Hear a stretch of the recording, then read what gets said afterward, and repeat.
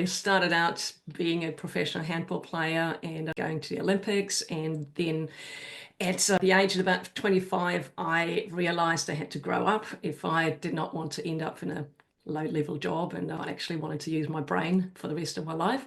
So I went to uni and studied computational linguistics, which is a subfield of artificial intelligence, and delved then into the world of programming, and I spent about 10 years as a programmer and a Unix sysadmin and DBA.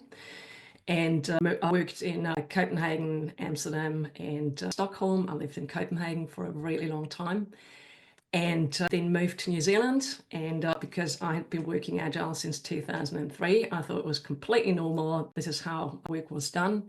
Moved to New Zealand and got the shock of my life, going, oh my God, what are people doing? I don't want to work in this way. And I hadn't realized that I'd been living in a bubble. Like it was absolutely not normal that I was in a bubble in Amsterdam and Copenhagen.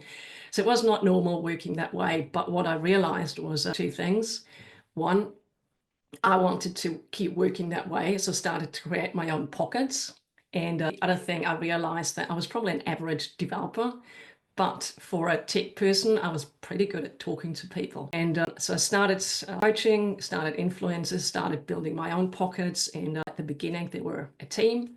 And then they crashed into all the organizational boundaries that I had no idea about. And so I had to learn about how that worked. And after a few years, my pockets of playgrounds grew to the size of organizations of Trade Me or several thousand people. And in the process of this, I also started a company because it's quite lonely doing this by myself. I wanted to have some friends. So I started a company, and I've been involved in the Agile community since 2003.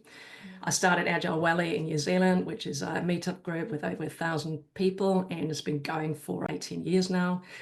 And at some point, I looked more internationally and got the chance to join the board of the Agile Alliance in about a year and a half ago.